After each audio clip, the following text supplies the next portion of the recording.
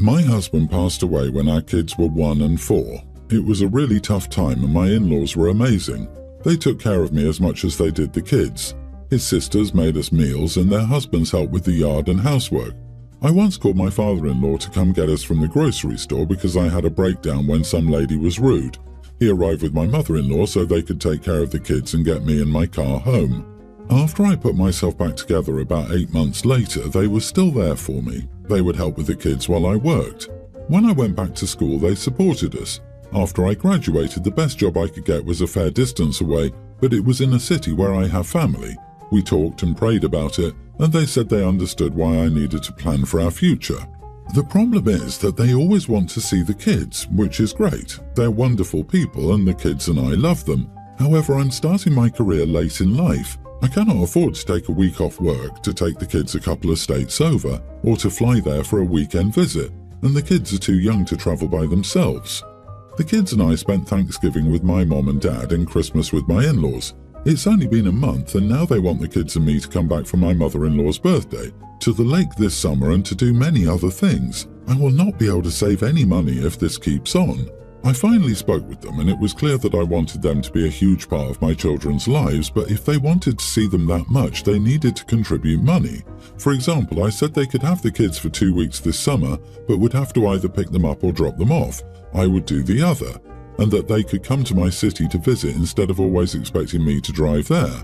I sold my old house and purchased a home with an in-law suite so they could stay with us. They've never used it. I know they're close-knit and all live in the same city, but it's too big a commitment for me to be responsible for them seeing the kids.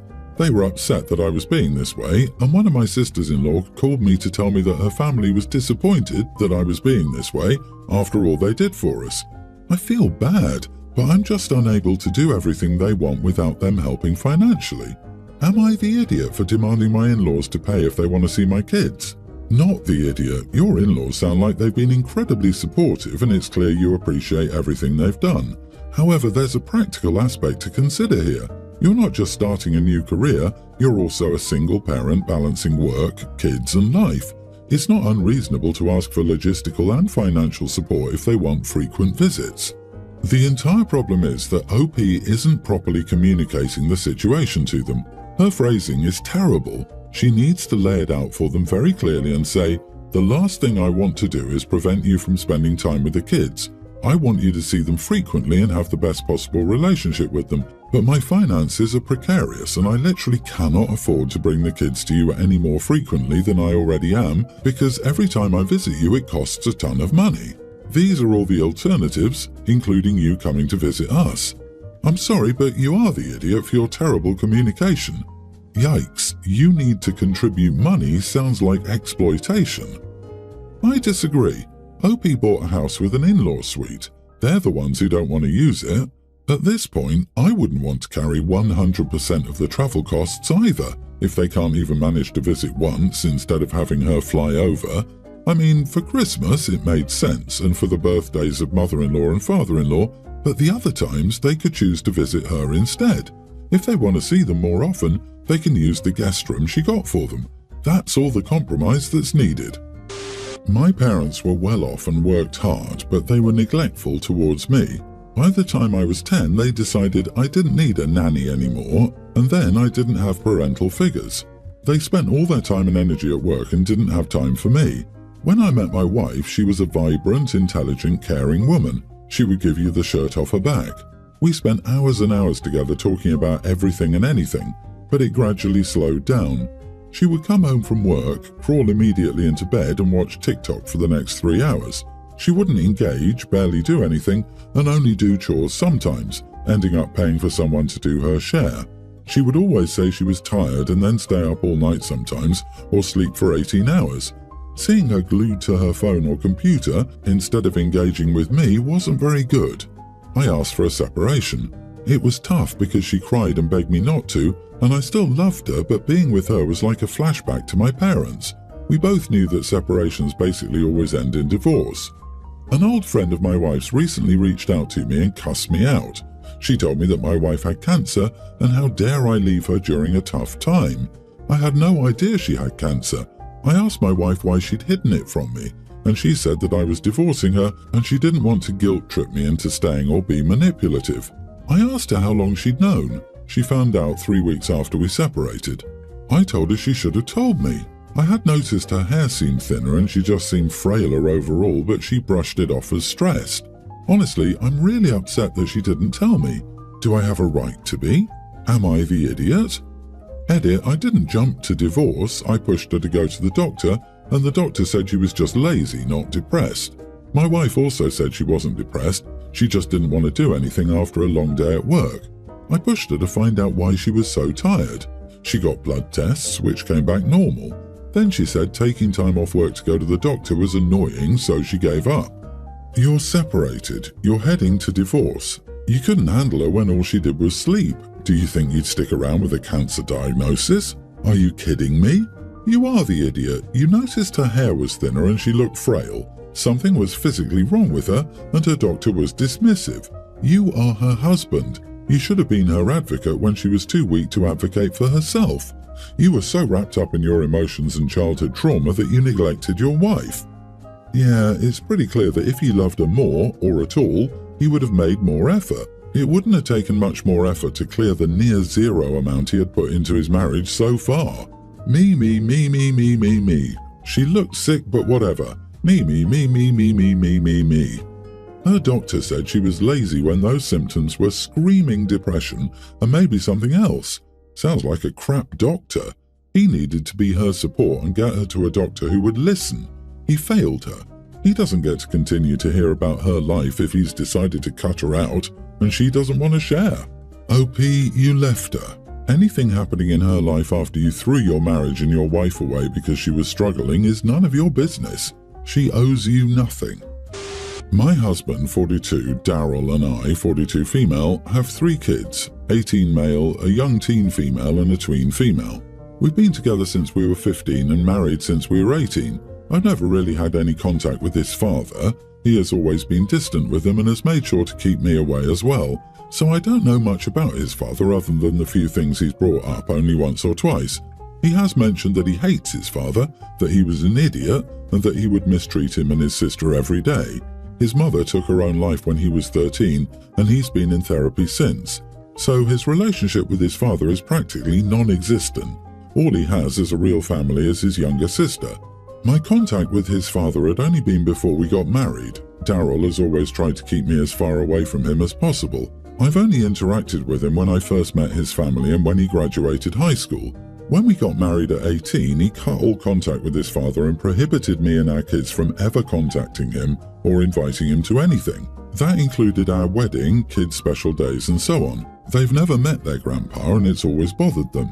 They've all met my sister-in-law, 40, and love her as family. They frequently ask for her and are very close. She's been to every main event and family gathering. I'm not very close to her, but I've maintained a good relationship. I asked her about her parents and how it was growing up, and she tried to evade the question and even started to get nervous.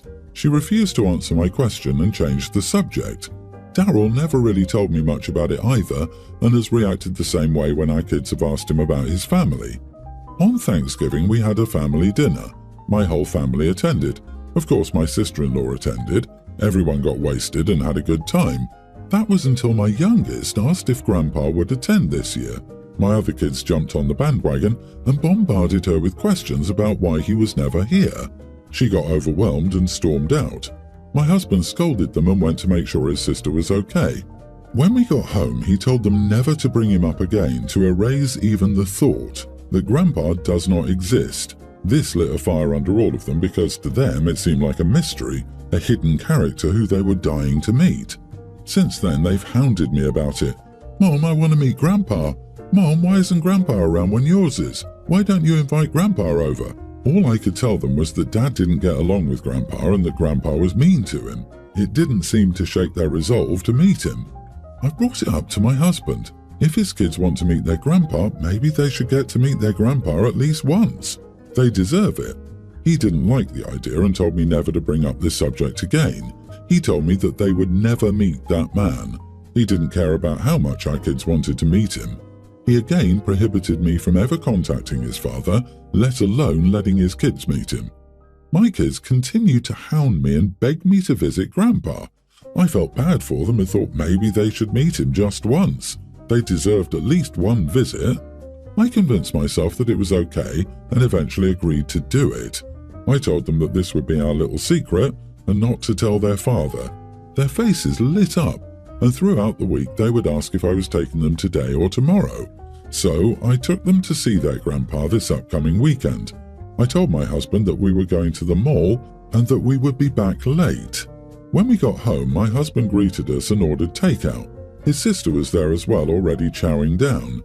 My husband and I went to the kitchen to get something to drink while his sister talked to my kids. I overheard her ask them how their day was and what they did. My youngest excitedly responded, "We got to meet and have ice cream with Grandpa." My husband dropped his cup and it shattered on the floor. I told him I could explain, but he didn't give me the chance to and told me not to say a word. He will be going for a drive to think and will be back. I pleaded for him to hear me out, but he left. His sister was angry as well and followed, but before leaving she asked me why, on God's green earth, I would take them to him. Now my kids are asking what happened, and I'm unsure what. Children the vague truth to stop their inquiries, and if they continue to ask, reprimand them until your husband and their aunt are ready to explain the situation. How hard is it to say, Grandpa is a bad man who hurts people and we don't associate with people who hurt people? But this? It's disrespectful to everyone possible. Plus, her two oldest are teens. She could easily have explained the situation to them and they would have understood and stopped asking. You are the idiot, and what a terrible partner you are. Awful. Not only should he divorce you, I hope he gets custody. My two girls do not get along. It has to deal with some jealousy issues my oldest daughter has towards her younger sister. This has been an issue since they've been in the same middle school. My oldest is in 8th grade and my youngest is in 6th grade. The issue started when my youngest started doing better in school. She would come home with straight A's. My oldest is good academically too, but she's usually a B student and getting an A is a big deal for her. That came to a head when my oldest told the youngest she didn't deserve her grade. We put her in counselling after that. Overall, the relationship has not been getting better. The main issue at the moment is my oldest calling her sister shallow for the things she likes and keeps commenting she's a popular mean girl. We looked into this and she hasn't done anything wrong. My youngest's birthday is coming up and she wants to go to the indoor water park with a few of her friends. We do parties for both girls, so this was fine. She asked if she could have this without her sister, since her attitude would ruin her day. I talked it over with my spouse and we agreed that I would go and watch the kids and he would stay home with the oldest. Everyone's happy, but my oldest thinks we're major jerks for not allowing her to go even after we explain why multiple times. So, am I the idiot for agreeing with my daughter that she shouldn't have to invite her sister to her birthday party since she's jealous? You are the idiot. I doubt this is over some grades. Normally kids don't act like this to their siblings unless their parents are favouring one child. As the scapegoat of my family, this screams favouritism for the younger child. Your older child can't tell you how they feel because you'll dismiss their feelings. Your oldest can't trust you. You did that. Agreed. This isn't about grades. It's about your eldest not being heard by the most important people, her parents. Get to the bottom of their conflict.